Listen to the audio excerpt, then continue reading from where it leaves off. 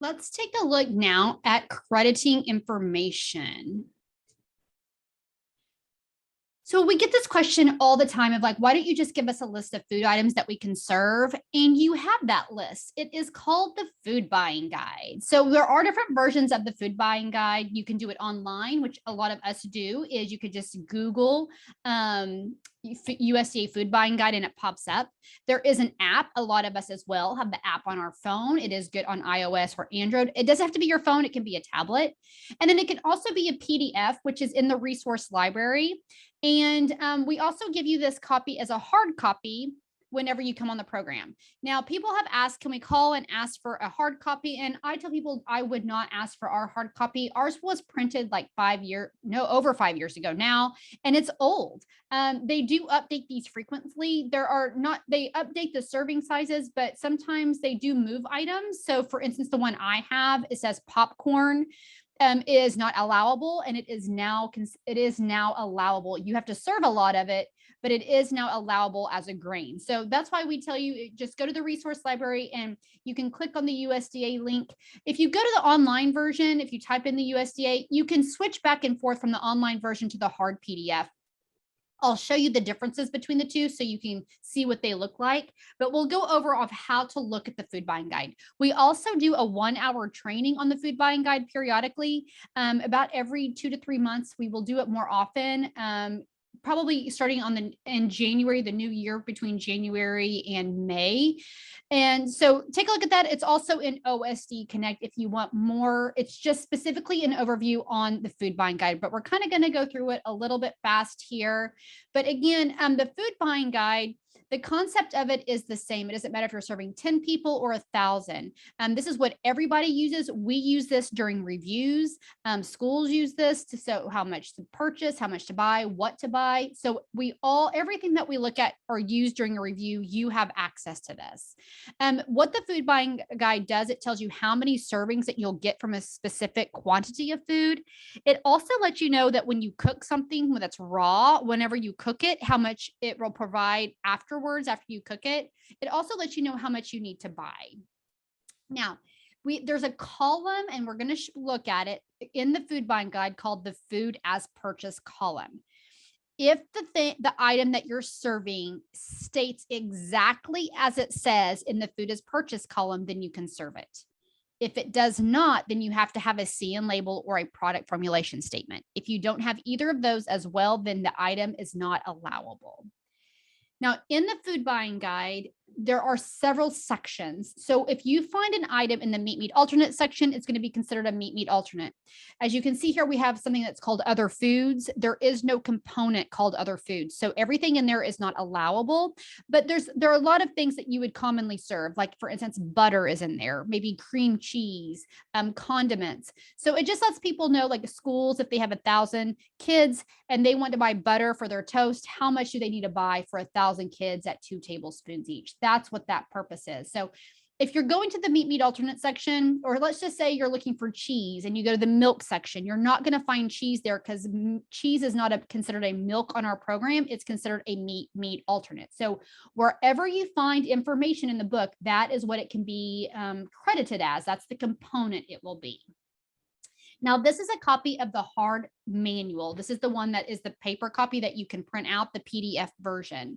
As you can see in the number 1 in that red circle, it is the food as purchased column. So everything that you purchase has to match exactly what states in this column. We're going to look at ground beef. So as you can see here, we have ground beef 24% fat, 20% fat, 1585, and 9010. But the most common that we see is 8020. So I'm not for sure if you know this, but 1 pound is always going to be 16 ounces. That doesn't change. It doesn't matter what it is. If it says it's a pound, it is 16 ounces. So let's take a look at how to read the food buying guide. So we have ground beef 80/20, and it says you're purchasing it by the pound. So 1 pound again is 16 ounces. But this states that in the serving per purchase is 11.8 1 ounce cooked lean meat. Well, what that means is when you buy ground beef 80/20 by the pound, which is 16 ounces, when you cook it, because of the fat content, it shrinks down to 11.8 1 ounces of cooked lean meat. And then you have column 5 that if maybe you need 100 1-ounce servings of ground beef, then you need to cook 8.5 pounds. That's what that tells you. And then in column 6 is just additional information. So if you do look at this, if you have ground beef, say 85-15, because it has less fat, that gives you a little bit more yield. It is 12. You get 12 1 ounces of cooked lean meat. Also, if you notice, there is a white section and a gray section all within the same item. And the white section is the most common that you will use. And then the gray is also, it is very helpful information, but it's least common. So we have Head Start programs that are on they're on the program, and they have 3 to 5 year olds, and those 3 to 5 year olds needs 1.5 ounces of cooked lean meat. So if you just have a Head Start program and you just need to know how much you need for 1.5 ounces, what this tells us is that 1 pound will give you 7.89 1.5 ounces of cooked lean meat.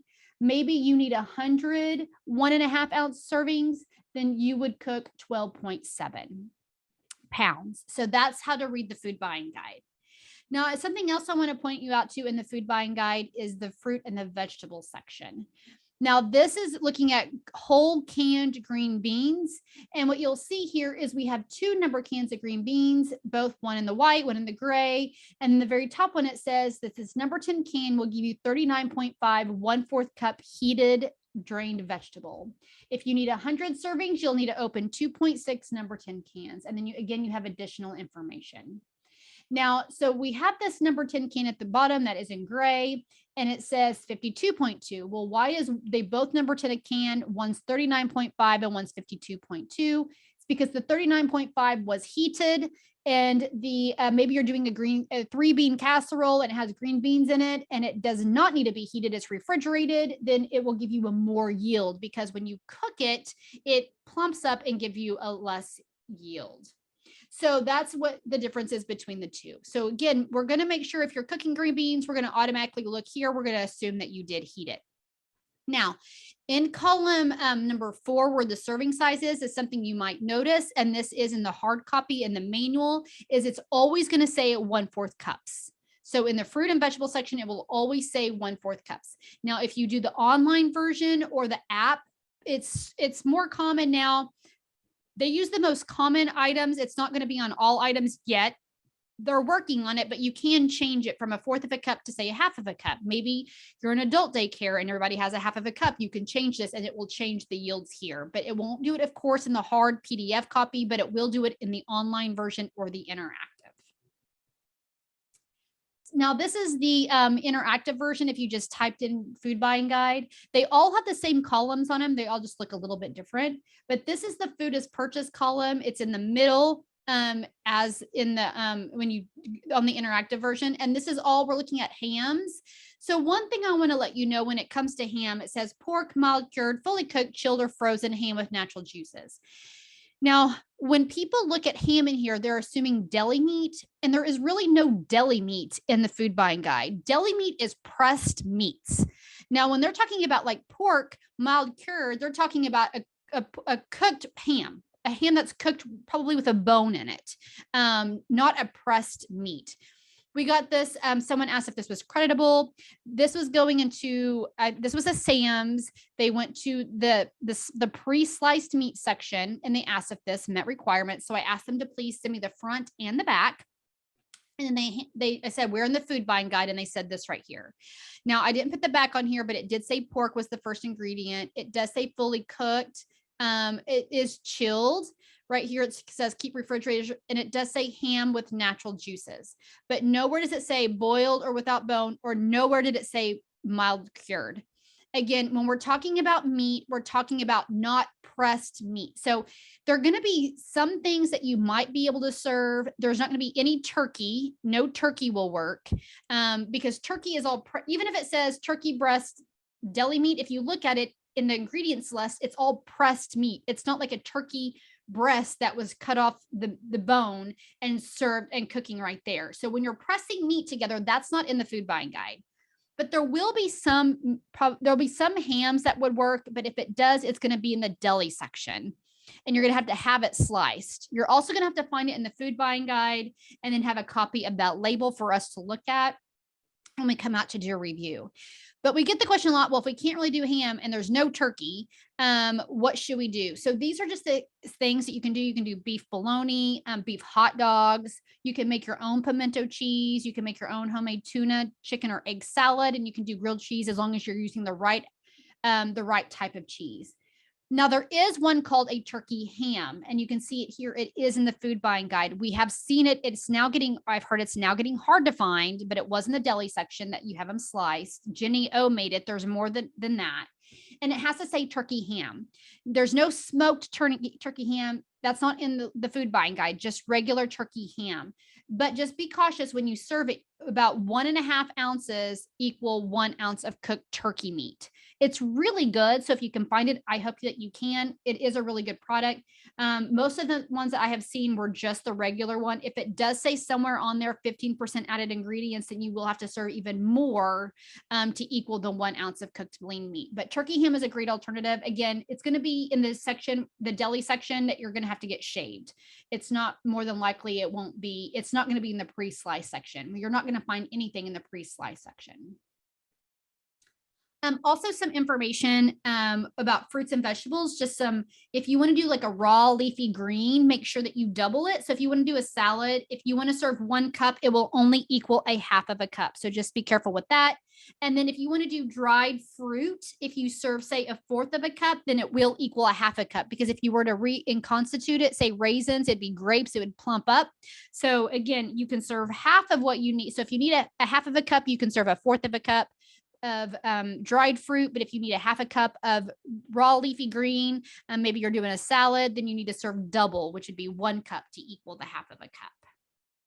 Another book that I really like, I call this the Cliff Notes book of the food buying guide. Especially if you're new, start here first. This book is the CACFP crediting handbook. This lets you know if you actually can or cannot serve it. And then it tells you how to go to the food buying guide and how much it serves. So this is an example. This is the meat alternate section. And as you can see here, it has like bologna. Is bologna creditable? And it says yes, maybe, or no. And this is in the maybe section. And it says in here, it's creditable if it's free of byproducts, cereals, or extenders. And then it says where to go in the food buying guide. And all beef bologna and all beef hot dogs are free of binders, cereals, or extenders. It says, can you do mild Canadian bacon or mild cured pork? And it says yes. And again, it gives you information and where to go into the food buying guide. If you do Canadian bacon, if I'm not mistaken, it has to be fully cooked, I think. I can't remember. There's something that it's hard to find, or maybe it's not, it cannot be fully cooked. It's hard to find, but make sure you look at here to see if you can serve it, and then always reference back to the food buying guide, because the food buying guide does have notes in there. And again, it has to be as directly as stated in the food buying guide. These are some things that are in the crediting handbook, like cheese. This is pasteurized prepared cheese product. Now, again, you can do processed cheese, but not cheese product. So if it says cheese product or imitation cheese, it is not creditable. Again, this is in the crediting handbook. We see this a lot is potato chips or veggie straws. These do not count. You can serve chips that have corn in them or flour. So you could do like Cheetos, Fritos, Doritos, corn chips, or Sun chips. They start with corn, but it cannot start with a vegetable. If it starts with a vegetable, it's not allowed. But if it does start with a grain, like corn or flour, it is considered a grain. So your chips would not be a vegetable. Your chips would be a grain. We talked about this earlier about the average size banana and average size orange, what that credits as. It's right here. You can find it again into the crediting handbook. Now, if you want to buy anything that's a pre-made dish, like a pizza, burrito, chicken nugget, things that you pre-make, if it has 2 or more components when you purchase it in it, you have to, you can check to see if it's in the food buying guide. There is a chicken strip, or there is a fish stick or fish portion in the food buying guide, but I'll tell you, I've never been able to find it at a grocery store because it says not from minced fish. So again, you have to really read what it says in the food buying guide. If it's not in the food buying guide, again, it needs a CN label or a product formulation statement. And I do know that really right now, the only way you can get a CN labeled product is if you're buying it from a vendor like US Foods, Benny Keith, Tankersley, any of them. Any place else, you cannot find a CN label anymore. If you are buying anything with a CN label, make sure there's a 6-digit number on there, and I'll show you where it's at. And that does have to be on your product. It does have to be on your menu assert form. And the reason for that is because let's just say that you bought a chicken nugget the kids liked, it got discontinued. You tried another one, the kids did not like it. So you tried one more, you tried another one and the kids liked it. And you probably served 3 chicken nuggets that year. We have to make sure that we're looking at the correct one when we come out to do a review. And here's a copy. This is one from a label. This is what it looks like. It's a CN label is always going to be on the box. If you look at a product and it's not on the box, it does not have a CN label on it. Now, there is some marketing ploys that used to happen quite a bit. You could have 2 products sitting side by side from each other. They both look exactly alike. One would have a CN label and one would not. So if it's not on the product, then it's not the same ingredients. If they change one small little tiny thing, they have to get a whole new CN label and they have to take the old one off. So it's pretty serious thing. So you'd be like, it had one on there. It may have did at one time, but they may have taken it off because they either changed the formulation of it. So always check. I would say every time that you purchase it, I would double check that the CN label is on there, and even check the number, because these CN labels are only good for 5 years. And so make sure that maybe they change the number, maybe they change the formulation on it, and just to make sure it has one. And again, this is what this is an actual CN label. And then right here in this top right-hand corner is what the 6-digit number, and that's what you'll put on your menu assert form. This is another example of a CN label, but just be careful. A lot of people want to put this number right here. This is the product number in that red box. That's not the CN number. The CN number is in the CN box. The product number, that's how you usually order it. So again, don't get confused between the two. Make sure you put the correct number. And again, we will take an original CN label. I have some people, what they did is every time they purchased it or every time they used the item, they would cut out the CN label and staple it to the menu assert form. That's the easiest way to not lose it. We'll also take a photocopy or a photograph. We may be looking at receipts or invoices, because sometimes we have to make sure it is the correct item that you are purchasing. Now, product formulation statements, a CN label, what the deal is the company sends the item to USDA. USDA analyzes that item. And then once they analyze it, then they give them that label to put on their product. A product formulation is very different. A CN label is a guarantee from USDA. A product formulation statement is not. I will let you know, out of product formulation statements I have seen, I would say over 50% of them are not correct. And it's usually because they have to put crediting information based on food in the food buying guide. And that's the one thing that we're seeing the most, is that they'll put something on there that's not even in the food buying guide, or they've done the math wrong. They don't get the correct information from the food buying guide. So before you serve anything, if you have a product formulation statement, please send it to either our office or to your program specialist. Let us take a look at it before you purchase it to make sure that it is a valid product formulation statement. Because if it's not, you're the one who's guaranteeing it. So if we don't look at it and you think that it's okay, then we can take those meals back, because it's not a guarantee. And again, I see a lot of them that are not done correctly. And it's a lot of because they did not put the correct information from the food buying guide in there. I've seen some that they did put the correct information from the food buying guide, but the math, they did their math all wrong. So we don't want that to happen to you. So please make sure that you check with us first.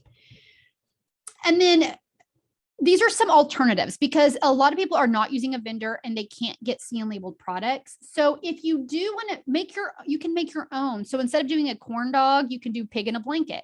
You can make your own bean burritos with refried beans and cheese. You can make your own chicken tenders using chicken tenders and maybe shake and bake. Now, remember, the breading won't count, but you'll know how much chicken that you bought. You can make your own chili. You can make your own pizza, maybe even your own pizza sticks. This is kind of a play off of the Bosco stick. So anytime you make anything, you have to have what's called a standardized recipe. A standardized recipe is for anything with more than one ingredient. One, it just keeps things consistent, because like if you make something and the kids love it, you want to make it that way all the time. Now, maybe you are using a recipe, maybe it's even USDA recipe and you're making alterations to it. Make sure you put those alterations on the recipe. One, we just want to make sure because, well, one, the main reason is because if, say, everybody's sick, we all went through COVID and someone has to come in and cook and they're not making it the same way, then you're thinking the kids don't like it anymore, when really it's just they didn't make the changes on the recipe and they didn't make it correctly. And also we do have to make sure that everything in it is correct. So if you're using a USDA recipe, as you can see here at the very bottom where it says serving, it tells you how much, meat, how much fruit or vegetable or grain that you put into the recipe. If it is a USDA recipe, like here, it says 1 cup provides 2 1/4 ounce equivalent of meat alternate and 1 1/4 ounce equivalent of grain. If you mess with the grain, fruit, or vegetable, then that serving size is going to not be correct. So you would have to reanalyze it to figure out what 1 cup would be portion wise. So we say if you want to mess with the USDA recipe, play with the spices, but don't change the grain, fruit, or vegetable that is in it. This is just an example of it changes to a recipe. This is the chicken Alfredo with a twist. The kids that we have, they don't like rotini pasta, which I'm one of them. I don't like it. I like regular spaghetti. To me, the thinner, the better. So we change it to spaghetti noodles. We did not have white powder or white pepper. We like black pepper instead. So we changed out the white pepper for black pepper. So again, it's notated here on the recipe. And then with their recipe, they use the 50 serving size. So we altered that one. So instead of the black pepper, the kids don't like it that much. So we lowered the pepper, but they really like the garlic powder. So we added more of that. So again, anytime you want to make any alterations, you can do so, but make sure it is indicated on the recipe. If you're wanting some USDA recipes, these are 2 great sources to go to. There's Team Nutrition and Child Nutrition Recipe Box. So you can click here, go to these slides. We keep these slides. They are in the resource library. You can come here, right click on it, and it will say go to, and it will take you directly to the website. And that way, or you can just type in Child Nutrition Recipe Box or Team USA Recipes, and it will take you to some recipes and play in there. We used to have cookbooks. They don't do that anymore. It's all individual recipes. So you can go through and play. There's some really good ones. There's like a black bean and corn salsa. The kids either love it or they hate it. But it's really good. It's really sweet. These are great snack ideas as well. So go in there, take a look and see if there's anything that you might want to serve. And then we have the menu as served forms. So on the menu as served forms, you'll list the number. Just make sure you have this completely filled out. We see this quite a bit where it's not. You have to have the children or the adults eating the number. You have to list the total quantity served for each component. We need the total quantity. The menu column has been removed. It was creating a lot of issues, so we removed that. If you still want a menu on here, then what you need to do is create your own menu as served form and have it approved from your program specialist. Or what a lot of people have done is just attach. We know that you have to post your menus for DHS. You can just take a copy of that menu and you can attach it to these menus as well. We also have to have a CN label number if you have it, or a recipe number. If you're doing both regular or at risk, make sure that you check the correct box. We must know what meal that you serve the whole grain at, and then indicate the type of milk that you serve, because again, it depends on what grades you're serving of what type of milk they have to have. So here's an example right here. This is you do 1 per day. They have their breakfast and lunch and their PM snack. And again, they have 3 to 5-year-olds and 6 to 12. And they did for breakfast, they did original Cheerios. Again, not multigrain, not honey nut. They put original Cheerios. It is whole grain, so they marked that box. They did 7 pounds of bananas, 1 gallon of low-fat white milk. For lunch, they did ground beef. They had spaghetti noodles, green beans, tomato sauce, which probably was for their spaghetti, peaches, and then again, milk. And again, as they did here, they put 1 pound goldfish crackers. You have to tell us total quantity. If you don't tell us, we don't know how much you served. And then that would make you, since we don't know how much you served, we would take back those meals because it means you may not have served enough. So just be very cautious and make sure you fill out every correct box that's needed on here. And again, tell us the total amount. We do see a lot of people, instead of putting gallons of milk, you can put the total number of ounces of milk. That's fine as well. If you have any questions about this or want to know more, contact your program specialist. They can come out and they can do technical assistance with you. They can walk through, they can sit with you and show you to make sure that you're filling this out correctly. Now, some things that we have seen in the past about documenting quantities is be specific. You have to be specific again. Remember with the Cheerios, you have to tell us what kind of Cheerios it was because they have 1,000 Cheerios. But if you have, like, say, bread, don't put 64 slices of bread. Remember, we had it earlier where there's a 28 gram or a 1 ounce slice, or there's a 26 gram. So let us know, was it 64 1 ounce slices? Was it 64 ounces or 4 pounds? Maybe you served egg rolls, put 35 egg rolls in the CN number. Don't just put 35 items. Now, this next one, it's do and don'ts. It says, don't write it this way and do write it this way. Because on the one that we had said 7 pounds. You can write 7 pounds of bananas. The problem is I have been to some centers and they're like, they put 7 pounds of bananas. I'm like, okay, can I see your kitchen scale? And they said, I wanted to make sure it was calibrated correctly. And they're like, I don't have a kitchen scale. I'm like, okay, well, do you have the receipt? And they're like, I don't have a receipt. So I go, how did you know it was 7 pounds that you served? If you don't have a scale, then you can just do 10 bananas. Because remember, we know that an average size banana equals a half of a cup. So, or the other thing that drives us crazy is when people put you can either do 1.5 boxes, 24 ounces of wheat thins. Do not write 233 crackers or 1 box. If you write 233 crackers, then I have to know what was the size of each cracker. Was it 0.5 ounces? Was it 16 grams? What was the size of that cracker? Or if you put 1 box, did you buy the box at Dollar Tree, at Walmart, or at Sam's? Because at Dollar Tree, it's probably an 8-ounce box. At Walmart, it's a 16-ounce box. And at Sam's, it's probably a 32-ounce box. So again, you have to be very specific about how much that you gave them. Because if not, we don't know. And if you don't have any on hand, then we will probably have to take those meals back because we can't determine how much was served. Now, we have some people that have a system that system, what it does is you put in there like how many people that you service, like, or how many kids that you have in attendance. And when you do that, it takes you to another side of the software system and it says, okay, then you need to serve, if you have 34 3 to 5 year olds, then you need like 2.345 gallons of milk. You need 2.567 number 10 cans of peaches. It will tell you that information. That information is what we call a calculating servings form. It's just letting you know what you need. That is not your menu of serve form. You still have to do a menu of serve form. And let's just say it said that you need 2.567 number 10 cans of peaches. You're going to open up 3. And we do know per DHS that you are required to serve seconds or have seconds available. So I'm sure you're going to have that 3. So make sure that you are handwriting what you really are serving. That is just a good guide. It's what we call the calculating servings form to let you know what you need to cook.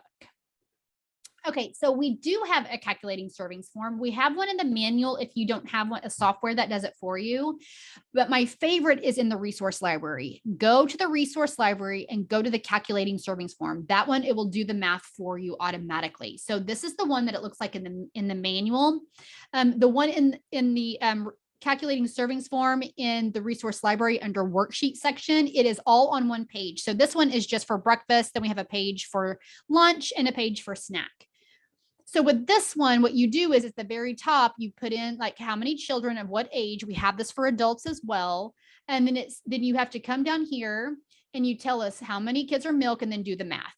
If you do the one in the resource library, the calculating servings form, that all you do is you put the numbers in once and it automatically calculates everything for you. You don't have to do the math yourself.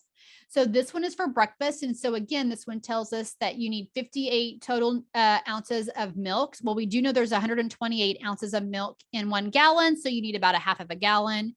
Let's just say they did the fruit or vegetable. Everything in here is going to be by 1/4 cups. And the reason for that is because of the food buying guide. So again, this is telling us maybe we're doing green beans and it says you need 17 1/4 cups. So we know if we go back to the food buying guide on that whole green bean, it was 39.5. So you could do a half of a number 10 can. So that's why it's set up like this. So it's a really good, this reflects back to the food buying guide. And then if you come down to the grains down here, this is all done to let you know how many total ounces that you need. So maybe, again, maybe this is for crackers and you needed 16 total ounces needed, then you would know that you only need one 16-ounce box. So this is a great form. Again, this is example here is from our manual, but I would highly suggest you use the one from the resource library. It's in Excel and it does all the math for you. And that way you don't get confused on some of the terminology here, like the 1 and the 2s. So use that one. And that will help you to make sure that you're serving everything in the correct amount. I had one lady that when I started working, I had one daycare center that anytime she had a new cook, she would make them do the calculating servings form, and then she would have them attach it to the menu as serve form.